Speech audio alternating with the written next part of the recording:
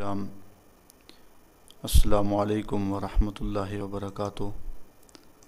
نحمدہ ونصلی علی رسولہ الکریم اما بعد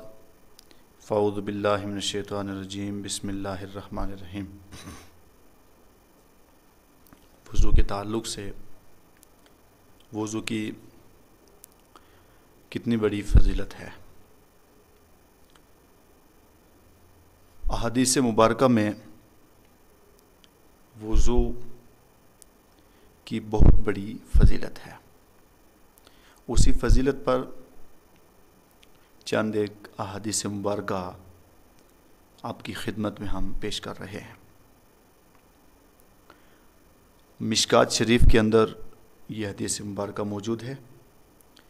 آقا دو جہاں صلی اللہ علیہ وسلم نے ارشاد فرمایا، من توضأ فاحسن الوضوء، جس نے وضو کیا اور وضو بھی پھر اچھا وضو کیا، اچھا وضو کیا، تو سرکار علیہ الصلوۃ والسلام ارشاد فرماتے ہیں، خرجت خطایا من جسدہ، تو اس کے جسم سے گناہ نکل جاتے ہیں، یہاں تک کہ پاؤں کے ناخن تک جسم سے گناہ نکل جاتے ہیں، اور یہاں تک کہ پاؤں کے ناخن سے بھی گناہ نکل جاتے ہیں۔ یعنی جسم سے نکلتے پاؤں کے ناخن تک، اور ناخن کے ذریعے سے نکل جاتے ہیں۔ یعنی جب انسان وضو کرتا ہے تو وضو کی برکت سے اللہ تبارک و تعالی اس کے سارے گناہوں کو معاف فرما دیتا ہے۔ اس کے جسم سے خطائیں نکل جاتی ہیں۔ یعنی جب بندہ وضو کرتا ہے تو وضو کی برکت سے اس کے سارے گناہ گر جاتے ہیں اور بندہ پاک اور صاف ہو جاتا ہے۔ آقا کریم صلی اللہ علیہ وسلم ارشاد فرماتے ہیں کہ جو انسان وضو کرتا ہے اور وہ اپنا چہرہ دھوتا ہے،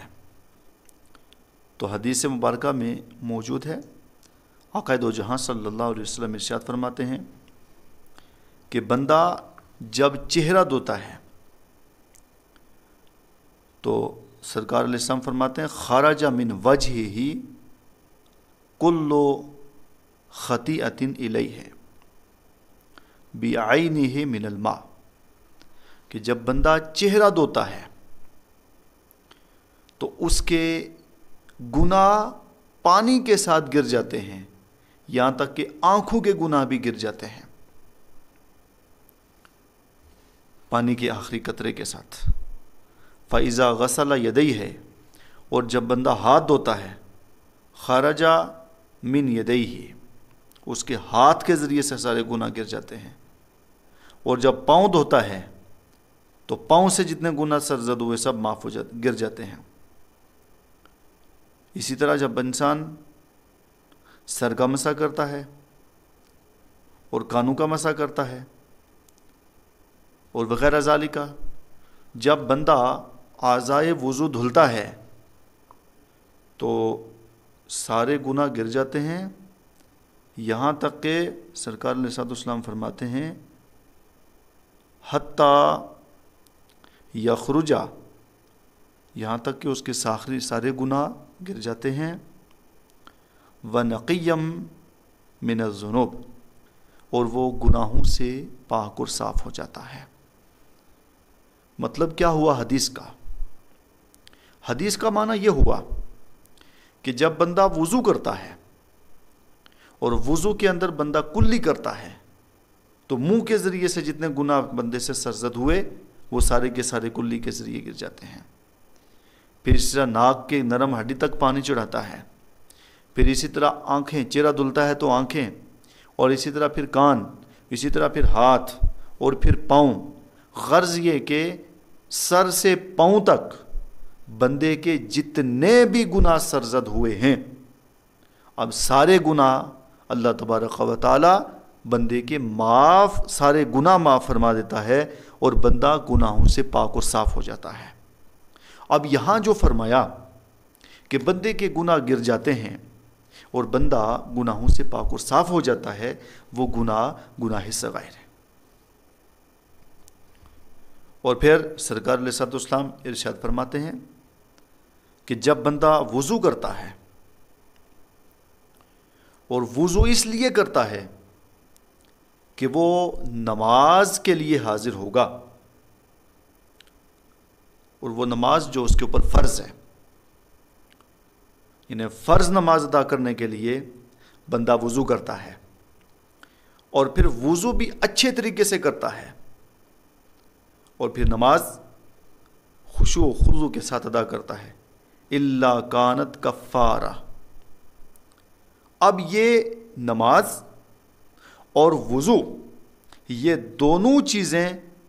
اس کے گناہوں کا کفارہ بن جاتی ہیں۔ وہ گناہ جو بندے سے سرزد ہوئے ہیں، اس سے پہلے جو سرزد ہوئے، تو جب بندہ وضو کر لیتا ہے تو وضو کی برکت سے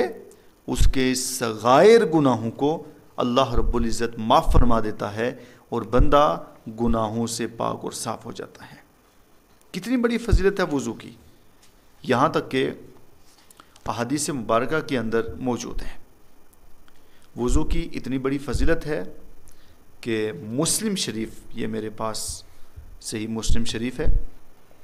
اور مسلم شریف کے اندر یہ احادیث مبارکہ موجود ہے کہ آقا دو جہاں صلی اللہ علیہ وسلم ارشاد فرماتے ہیں کہ جو آدمی وضو کرتا ہے، اور وضو بھی پھر اچھا وضو کرتا ہے، کامل وضو کرتا ہے، اور پھر نماز پڑھتا ہے، تو اب وضو اور نماز کی برکت سے ما بینہ و بین الصلاۃ، بندے کے اور نماز کے درمیان، یعنی جب بندہ وضو کرتا ہے تو اس کے درمیان اور نماز کے درمیان جتنے بھی گناہ سرزد ہوئے اللہ تبارک و تعالی معاف فرما دیتا ہے۔ اور پھر آگے سرکار علیہ الصلوۃ والسلام ارشاد فرماتے ہیں کہ جب بندہ وضو کرتا ہے اور نماز فرض کے لیے حاضر ہوتا ہے، خشوع اور خضوع کے ساتھ نماز ادا کرتا ہے، تو اب یہ چیزیں، نماز اور یہ وضو، اس کے لیے کفارہ بن جاتا ہے، اس کے گناہوں کا کفارہ بن جاتا ہے۔ اب یہاں مسلم شریف کے اندر اس چیز کو واضح بھی کر دیا ہے کہ گناہوں کا کفارہ بن جاتا ہے، یعنی نماز اور وضو، اس کے گناہوں کا کفارہ تو یہ دونوں چیزیں بن جاتی ہیں، مگر وہ گناہ کون سے ہیں؟ گناہ سے مراد گناہ صغائر ہیں، بشرطے کہ بندہ کبائر تک نہ پہنچے۔ تو جتنے بھی صغائر گناہ ہوئے اللہ رب العزت وضو کی برکت سے معاف فرما دیتا ہے۔ یہی حدیث مبارکہ امام مسلم لائے پھر دوبارہ کہ جس نے وضو کیا اور اچھا وضو کیا، اور پھر اس کے بعد مسجد کے اندر چلا نماز کے لیے، تو یہ چیزیں اس کے گناہوں کا کفارہ بن جاتی ہیں۔ سرکار علیہ السلام ارشاد فرماتے ہیں من توضأ، جس نے وضو کیا نماز کے لیے، اور وہ بھی پھر اچھا وضو کیا، کامل وضو کیا، اور نماز پڑھنے کے لیے وہ حاضر ہوا، تو وہ کامل وضو کر کے جب بندہ مسجد کے اندر نماز پڑھنے کے لیے حاضر ہوتا ہے، اللہ تعالیٰ اس کے گناہوں کو معاف فرما دیتا ہے۔ اور امام مسلم پھر حدیث مبارکہ لائے ہیں، روایت فرماتے ہیں کہ آقا کریم نقل فرماتے ہیں حدیث مبارکہ کہ آقا کریم صلی اللہ علیہ وسلم نے ارشاد فرمایا جس نے وضو کیا اور اچھا وضو کیا، ثم یقول، اور اس کے بعد کہا اشہد ان لا الہ الا اللہ و اشہد ان محمدًا عبدہ و رسولہ، سرکار علیہ السلام ارشاد فرماتے ہیں کہ جس نے وضو کیا اور اچھا وضو کیا، اور وضو کرنے کے بعد پھر اس نے کلمہ شہادت پڑھا، دوئم کلمہ شہادت پڑھا، تو اب اللہ رب العزت اس کو اتنا بڑا انعام عطا فرمائے گا کہ آقا کریم صلی اللہ علیہ وسلم ارشاد فرماتے ہیں الا دخلت الا فتحت لہ ابواب الجنت اللہ تبارک و تعالیٰ اس کے لیے جنت کے اندر جنت کے دروازوں کو اس کے لیے کھول دے گا، اور وہ بھی حدیث مبارکہ میں ہے سمانیتو، جنت کے 8 دروازے اللہ تبارک و تعالیٰ اس بندے کے لیے کھول دے گا. یدخلو من ایہا شاء، تو جنت کے 8 دروازے اس کے لیے کھول دیے جائیں گے. اب وہ جس دروازے سے بھی چاہے جنت کے اندر داخل ہو. جب بندہ وضو کرے گا اور وضو کرنے کے بعد پھر وہ دوئم کلمہ پڑھ لے گا تو اب اس کے لیے جنت کے 8 دروازے کھول دیے جائیں گے. یہ حدیث مبارکہ بخاری شریف میں بھی ہے اور مسلم شریف میں بھی ہے، اور باقی حدیث مبارکہ میں بخاری شریف میں ہے، اور جامع یہ مشکات شریف کے اندر بھی حدیث مبارکہ موجود ہے. آقا کریم صلی اللہ علیہ وسلم فرماتے ہیں ان امتی یدعون یوم القیامہ غرا معجلین من آثار الوضوء، کہ جب قیامت کے دن میری امت حاضر ہوگی تو قیامت کے دن میری امت ان کے چہرے اور ان کے بازو اور ان کے پاؤں چمک رہے ہوں گے. کس وجہ سے؟ ان کے چہرے اور ان کے بازو اور ان کے پاؤں ان پر آثار وضو نمودار ہوں گے. جو دنیا کے اندر وضو کثرت کے ساتھ کرتا رہا تو جب قیامت کا دن قائم ہوگا تو قیامت کے دن ان کے چہرے بھی چمک رہے ہوں گے، ان کے بازو بھی چمک رہے ہوں گے اور ان کے پاؤں بھی چمک رہے ہوں گے. اور آقا کریم صلی اللہ علیہ وسلم نے ارشاد فرمایا کہ تم میں سے جس سے بھی ہو سکے وہ اس چمک کو بڑھائے، اس چمک کو بڑھائے. مطلب یہ ہے کہ یعنی بار بار وضو کرے، بار بار وضو کرے، بار بار وضو کرے. تو جب قیامت کا دن قائم ہوگا تو بندہ جو دنیا میں جتنا کثرت کے ساتھ وضو کرتا رہا، جتنا وضو کے اندر رہتا رہا، تو قیامت کے دن اتنا ہی اس کے چہرے اور اس کے بازو اور اس کے پاؤں چمک رہے ہوں گے، وضو کی وجہ سے، کثرت کے ساتھ وضو کرنے کی وجہ سے، بار بار وضو کرنے کی وجہ سے.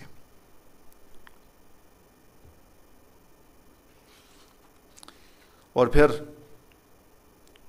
سرکار علیہ الصلوۃ والسلام ارشاد فرماتے ہیں کہ جب بندہ وضو کرتا ہے تو وضو کی برکت سے اللہ تبارک و تعالی اس کے گناہوں کو معاف فرما دیتا ہے، اس کی خطاؤں کو معاف فرما دیتا ہے. تو یہ وضو اس کے گناہوں کا کفارہ بن جاتا ہے. اس کے علاوہ وضو کی بے شمار فضائل ہیں کہ جو ہم آپ کے سامنے انہی میں سے چند ایک احادیث مبارکہ پیش کی ہیں. وضو کی بہت بڑی فضیلت ہے. ہم آپ سے یہ گزارش کریں گے کہ آپ ہر وقت وضو کے اندر رہیں،